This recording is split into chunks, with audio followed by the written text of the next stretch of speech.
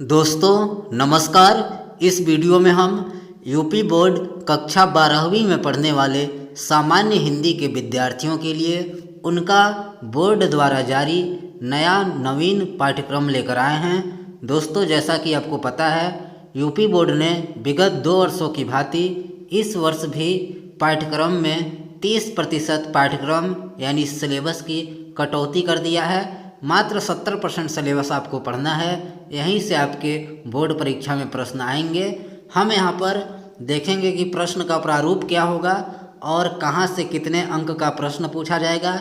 इसके साथ ही अंत में ये भी देखेंगे कि कौन कौन से चैप्टर कट गए हैं और हमें कौन से चैप्टर की तैयारी करनी है। तो आइए बिना किसी देरी के शुरू करते हैं। ध्यान दीजिएगा, विषय है सामान्य हिंदी कक्षा 12। तो जो सामान्य हिंदी का प्रश्न पत्र होगा आपका 2 खंडों में बटा होगा, खंड क और खंड ख। खंड क में 50 अंक का प्रश्न पूछा जाएगा और खंड ख में भी 50 अंक का प्रश्न आएगा। इस तरह से आपका कुल पूर्णांक 100 अंक का होगा। तो आइए देखिए, आपका जो प्रश्न पत्र में पहला प्रश्न होगा, प्रश्न संख्या 1, वो हिंदी गद्य का विकास से संबंधित होगा।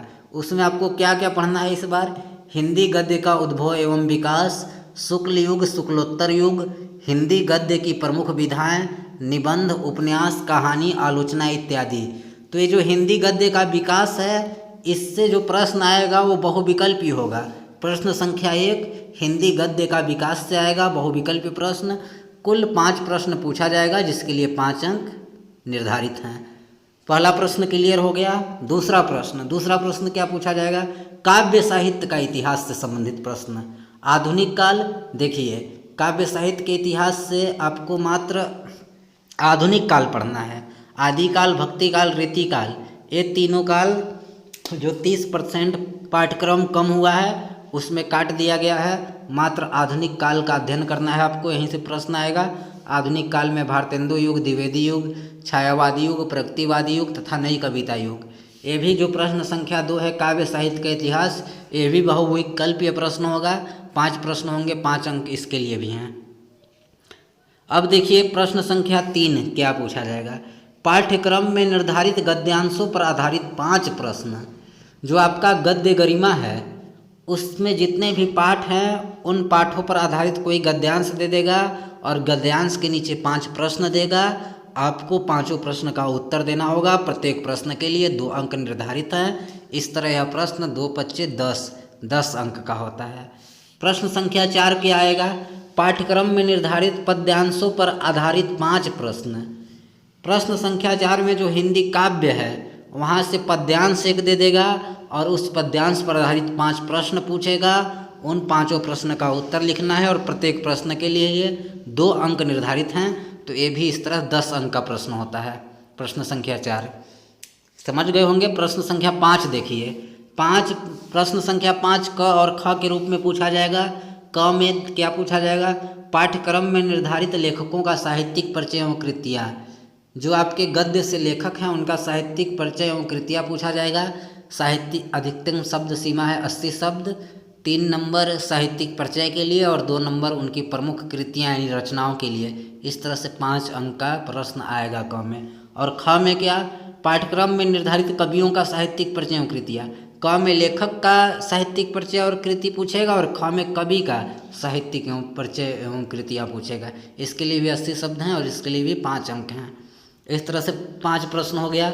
छठा प्रश्न क्या आएगा? 6ठे नंबर का पाठ्यक्रम में निर्धारित कहानियों का सारांश एवं उद्देश्य पर आधारित प्रश्न।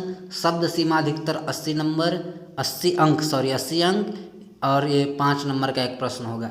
यानी जो आपकी कथा साहित्य है उसका सारांश लिखने को कहेगा या फिर कहानी के उद्देश्य पर आधारित प्रश्न पूछेगा जिसका उत्तर आपको अधिक से अधिक 80 शब्दों में देना है और इसके लिए 5 अंक है।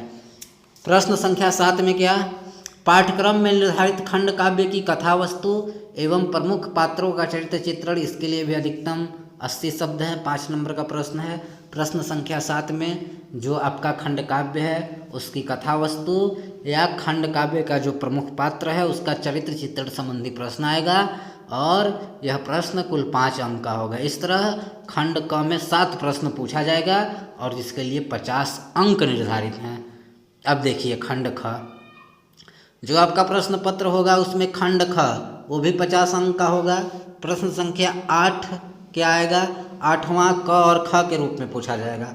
क में क्या है, पाठ्यक्रम में निर्धारित संस्कृत गद्य का संदर्भ सहित हिंदी अनुवाद।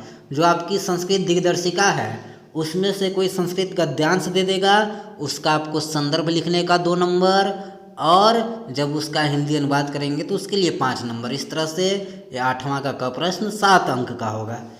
ख देखिए, ख में पाठ्यक्रम में निर्धारित संस्कृत पद्य का संदर्भ सहित हिंदी अनुवाद। 8वां का क में संस्कृत गद्य का संदर्भ सहित हिंदी अनुवाद करने को कहेगा और 8वां का ख में संस्कृत पद्य का संदर्भ सहित हिंदी अनुवाद। तो ये दोनों प्रश्न 7-7 अंक के हैं। 9वां प्रश्न देखिए, लोकोक्तियों एवं मुहावरे के अर्थ एवं प्रयोग।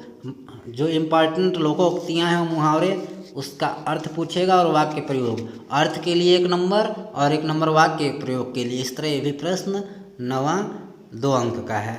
इसके बाद देखिए, क्रम संख्या 10 एवं 11 से वस्तुनिष्ठ प्रश्न पूछे जाएंगे। वस्तुनिष्ठ का मतलब बहुविकल्पीय। जो प्रश्न संख्या 10 और 11 है वहाँ से बहुविकल्पीय प्रश्न आएगा। जैसे 10वां का क बहुविकल्पीय के रूप में संधि पूछा जाएगा और संधि में आपको दीर्घ, गुण, यड़, अयादि इनमें से किन्हीं 3 संधियों से संबंधित शब्दों का संधि विच्छेद करना होगा। सही संधि विच्छेद चुनकर लिखना होगा। इन तीनों प्रश्नों के लिए 3 अंक हैं, 3 संधियों के लिए 3 अंक हैं। और जो 10वां का ख है वो क्या है, संस्कृत शब्दों में विभक्ति की पहचान। संस्कृत शब्द दिया रहेगा उसमें विभक्ति पहचानना है, इसके लिए भी 2 अंक है। संज्ञा में आपको आत्मन और नामन पढ़ना है। 11वां का क शब्दों में सूक्ष्म अंतर, ये भी बहुविकल्पीय होगा, इसके लिए भी 1-1 2 अंक निर्धारित हैं। ख में 11वां का ख में अनेकार्थी शब्द, ये भी बहुविकल्पीय पूछा जाएगा, इसके लिए भी 2 अंक हैं। ग में अनेक शब्दों के लिए एक शब्द, इसके लिए भी 2 अंक हैं। फिर घ में वाक्यों में त्रुटि मार्जन, असत्य वाक्य दिया रहेगा उसको शुद्ध करना होगा। उसमें क्या क्या शुद्ध करना पड़ेगा, लिंग, वचन, कारक, काल एवं वर्तनी संबंधी त्रुटियां होंगी जिसे आपको सही करना होगा, इसके लिए भी 2 अंक हैं। फिर 12वां प्रश्न क्या होगा, रस में क्या पढ़ना है, श्रृंगार, करुण, हास्य, वीर तथा शांत रस के लक्षण एवं उदाहरण 2 नंबर का प्रश्न है। रस में मात्र श्रृंगार, करुण, हास्य, वीर एवं शांत रस।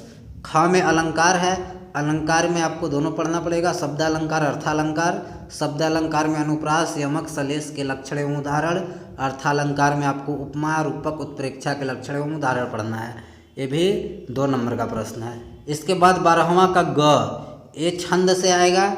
इस बार जो 30% सिलेबस की कटौती हुई है उसमें वर्णवृत्त छंद को शामिल किया गया है, इसलिए वर्णवृत्त छंद आपको नहीं पढ़ना है, मात्र मात्रिक छंद पढ़ना है। मात्रिक छंद के चौपाई, दोहा, सोरठा, कुंडलिया के लक्षण एवं उदाहरण आपको तैयार करना है, यही आएगा। और ये प्रश्न है 2 अंक का। इसके बाद पत्र लेखन, निम्नलिखित में से किसी एक पर नियुक्ति पत्र या आवेदन पत्र लिखने को आ सकता है, या फिर बैंक से किसी व्यवसाय के लिए ऋण प्राप्त करने का आवेदन पत्र, या फिर अपने नगर या गांव की सफाई हेतु संबंधित अधिकारी को प्रार्थना पत्र। तो इस पत्र लेखन के लिए कुल 2+4 6 अंक निर्धारित हैं।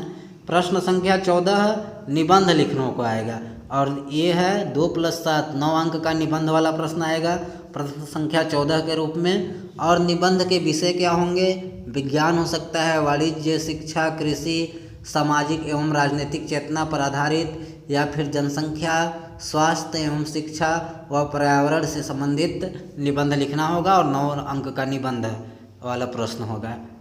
अब ये हो गया 14 प्रश्न कंप्लीट हो गए। कुल 14 प्रश्न ही आपके प्रश्न पत्र में आएंगे। कहाँ से कितने अंक का होगा आएगा ये आप डिटेल में जान लिए। अब देख लीजिए कि जो 30% कम हुआ है उसके बाद जो हमारा नया सिलेबस है वो यहाँ पर विस्तार से दिया हुआ है, आपको क्या क्या पढ़ना है। देखिए जो विद्यार्थी सामान्य हिंदी के हैं उनके लिए जो गद्य है गद्य से मात्र यही 4 पाठ पढ़ना है। वासुदेव शरण अग्रवाल का राष्ट्र का स्वरूप, डॉक्टर हजारी प्रसाद द्विवेदी का अशोक के फूल, प्रोफेसर जी सुंदर रेड्डी का भाषा और आधुनिकता, डॉक्टर APJ अब्दुल कलाम का तेजस्वी मन के संपादित अंश। मात्र यही 4 पाठ आपको तैयार करने हैं, यहीं से प्रश्न आएंगे। और काव्य हेतु निर्धारित पाठ्य वस्तु, काव्य में से आपको क्या पढ़ना है? अयोध्या से उपाध्याय का हरिऔध का पवन दूतिका, और मैथिली शरण गुप्त का कैकेयी का अनुताप, जयशंकर प्रसाद का मात्र श्रद्धामनु पढ़ना है, और सुमित्रानंदन पंत का नौका विहार बापू के प्रति, महादेवी वर्मा का गीत पढ़ना है, रामधारी सिंह दिनकर का अभिनव मनुष्य, और सचिदानंद हीरानंद वात्स्यायन अज्ञेय का मैंने आहुति बनकर देखा और हिरोशिमा, ये कविताएं पढ़नी है आपको, यहीं से पूछा जाएगा, बाकी कट गए हैं। इसके बाद कथा साहित्य से आपको मात्र 3 चैप्टर पढ़ना है। पहला चैप्टर जैनेन्द्र कुमार का ध्रुव यात्रा, और दूसरा फलेश्वरनाथ रेणु का पंचलाइट, और तीसरा अमरकांत का बहादुर। ध्रुव यात्रा, पंचलाइट, बहादुर, यही 3 कहानी पढ़ना है, यहीं से प्रश्न आएंगे। इसके बाद देखिए खंड काव्य। खंड काव्य पहले की तरह होंगे। आप जिस जिले से बिलोंग करते हो, आपके ज़िले का जो खंड काव्य हो वह पूर्व की तरह ही होगा। खंड काव्य में कोई परिवर्तन नहीं है। इसके बाद खंड खा में संस्कृत से क्या पढ़ना है आपको? संस्कृत दिग्दर्शिका से पहला पाठ कट गया है। दूसरा पढ़ना है आत्मज्ञ और सर्वज्ञ, तीसरा संस्कृत भाषाया महत्वम, चौथा जातक कथा, पांचवा सुभाषित रत्नानी, छठा महामना मालवीय, सातवां पंचशिला सिद्धांत। इसके बाद परिशिष्ट व्याकरण, शब्द रूप, धातु रूप, यही आपका कुल सिलेबस है। और इसके बाद यहाँ कम किए गए जो पाठ्यक्रम हैं वो विस्तार से दिए गए हैं। जो पढ़ना है उसको मैंने आपको बता ही दिया, नहीं पढ़ना है वो यहाँ पर है, आप स्क्रीनशॉट चाहें तो ले सकते हैं। यही था कुल सिलेबस इस बार सामान्य हिंदी के विद्यार्थियों का। वीडियो अच्छा लगा होगा तो वीडियो को लाइक कीजिएगा, चैनल को सब्सक्राइब कीजिएगा। आप सभी का धन्यवाद।